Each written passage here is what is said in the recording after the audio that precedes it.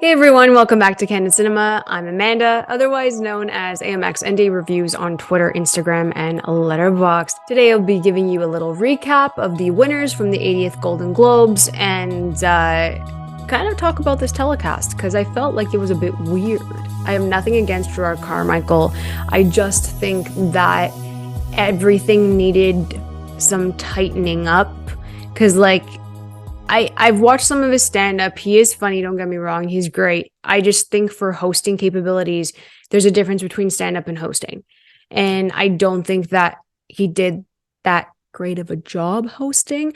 I do have to say that the only way to address the gap of years that the HFPA, wasn't televised, the Golden Globes, I think that he really just took it headfirst, dived right in and kind of expressed what everyone has actually been thinking. So that was fine. I didn't like the execution of it. That like him pacing back and forth, him sitting down, it completely lost me. It felt disjointed from the very start. It did feel like it was long. It felt like he was just circling and there wasn't like a beginning, a middle, and end to his opener. And I think that's what kind of suffered at the beginning of this. I'm not saying what he said was wrong. I'm saying that it could have been executed differently, which would have stuck and would have stuck with audiences as well. I think that was the main issue because then when he ran long, the writing for the presenters, weak, so weak, no jokes landed. It was just so awkward. I was getting secondhand embarrassed from this, but the presenters ran long. The bits ran long. And then on top of that, the speeches ran long. So this thing was almost like 3.5 hours because once the host runs long at the beginning of their opener, and it's not crisp and it's not tight, everything else is screwed, basically. So the fact that they were playing people off so early in their speeches didn't make any sense because those presenters' bits, they're not funny. The show really suffered from poor writing. I think that's what it was. So that's a bit of the telecast that I didn't vibe with it yesterday. It ran for a half an hour too long. So I'm going to dive right into the winners. I remember my predictions, so I'm just going to rapid fire these and then give my thoughts basically before I wrap up. So for best original song, I did pick Hold My Hand by Lady Gaga, but Naatu from RRR won, which I'm so happy about because that number was fantastic in that movie. And I'm just so happy that movie's getting recognition. So the song winning is everything. It was fantastic. Best original score, I chose Justin Hurwitz for Babylon. He won, rightfully so. That entire soundtrack is a banger. I listened to it all day yesterday. So it's just rightfully deserved. Best performance by an actress in a supporting role in any motion picture, winner Angela Bassett for Black Panther Wakanda Forever. I chose her, even though I low-key wanted Carrie Condon to win. It makes sense for Angela Bassett, with the longevity of her career, to actually win this and go all the way. So I think supporting actress is kind of locked. I don't listen to what other people are saying. Listen to me. I think it's locked, okay? And this is the first massive acting award that a Marvel actor has ever gotten. So this is like next level. And of course, it's Queen Angela Bassett. Okay, of course. Next, we have Best Performance by an Actor in a Supporting Role in Any Motion Picture. I did pick Ke Huy Quan for Everything Everywhere All at Once. He did win, and I'm very happy about that. His speech was absolutely beautiful. I had tears in my eyes. It was just so sweet. He was the best part of the film for me. I really loved him. So I think he's also going all the way with Angela Bassett. Those two are locked for me. They're locked. Unless something changes, I think they're kind of locked. Next, we have Best Performance by an Actress in a Motion Picture, Musical, or Comedy. I did take Michelle Yeoh for Everything Everywhere All at Once, and she did win, which is great.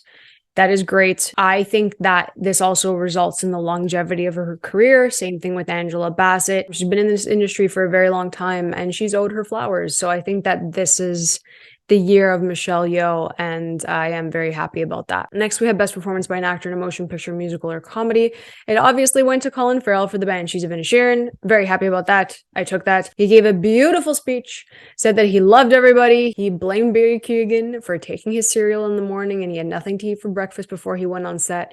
He said that he loved Brendan Gleeson to the end of time, and that he loved working with everybody, and that they're still friends, and it's just so wonderful. And of course, he thanked Jenny the Donkey. So I really loved his speech. Just Colin Farrell. He's just absolutely fantastic. Next, we have Best Performance by an Actress in a Motion Picture Drama. I chose Ana de Armas for Blonde just for chaos. And they didn't do it for chaos because it went to Cate Blanchett for Tar, which is fine. I think it's a strong performance. Is it one of her best? I don't think so. I don't think that she will get, I think it's her second Oscar. Second or third, I'm not 100% sure. I don't think that's the trajectory here. Next, we have Best Performance by an Actor in a Motion Picture Drama. I chose Austin Butler for Elvis, and Austin Butler did win for Elvis. He also gave an incredibly moving speech, and I love this for him. I just love everything about this for him. I'm not knocking Brendan Fraser for The Whale, but this was the HFPA, considering the history of it all. I don't think that he would have won for this. He could surprise us at the SAGs, which I have a very strong feeling that that could happen.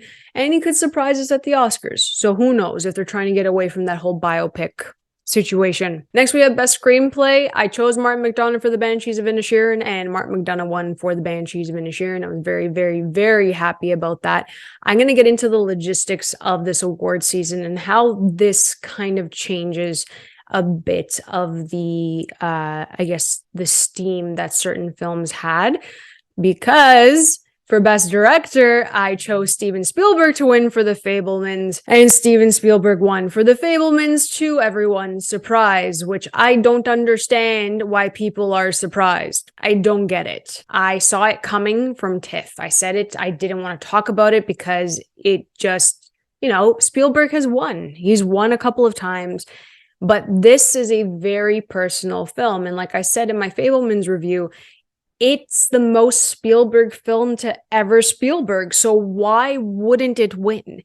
Why wouldn't he win? It's expertly directed. Sure, I don't like the screenplay. It could have been cut. It didn't win screenplay. It's probably not going to win screenplay. Okay, so if you split it and you give the Banshees screenplay and you give Steven Spielberg director, that's completely fine. But that means that something else is going to win for Best Picture. I'm going to tell you what's going to win for Best Picture once we get to that category. Best Motion Picture Animated obviously went to Guillermo del Toro's Pinocchio, and I was very, very happy about that. Papa GDT went on stage and he said that animation is not only for children. It is not a genre. It is a medium, and I just love that he gets up there every single time and he says it. And he said, "I'll see you later," because he knows.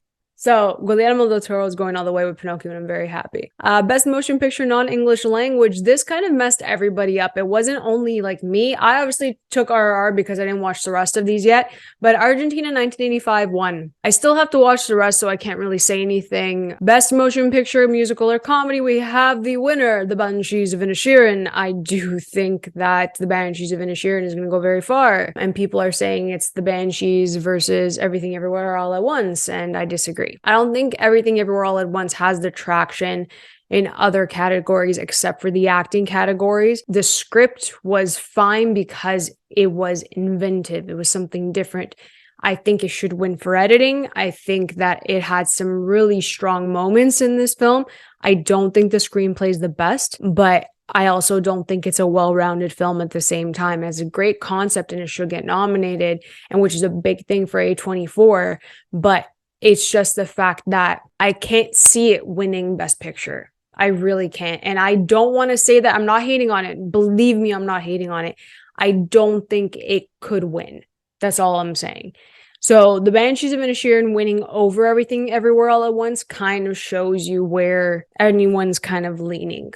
It's a big deal. So I chose Banshees, and I'm really happy it's going to go all the way here. Best Motion Picture Drama, I chose The Fabelmans, and The Fabelmans won. Now, here's the thing, and this is what people don't want to hear. It's going to be The Fabelmans. It's going to be The Fabelmans. I understand. Everything Everywhere All at Once is so different. It's about the multiverse. It's like an entire Asian cast with, of course, Jamie Lee Curtis. But at the same time, it's like, I understand that. I understand the hopefulness for that. But you're going up against Steven Spielberg's entire life's work. It's a culmination of his work. You're going up against Spielberg. Okay? The Fabelmans is a well-rounded film. No one wants The Fabelmans to win Best Picture. But considering that Coda won last year, what do you think's going to happen this year?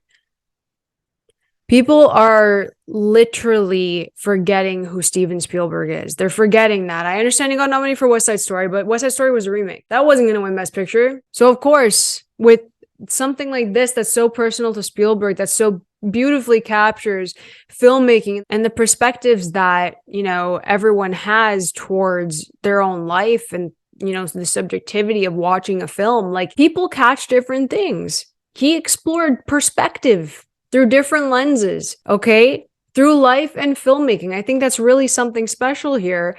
I'm not saying I love The Fabelmans. I thought it was fine. And I respected everything that he did in this film. It's between the Banshees of Inisherin and The Fabelmans. I know y'all don't want to hear this, but it really is. And I knew it was going to happen because the deciding thing was what was going to win for screenplay.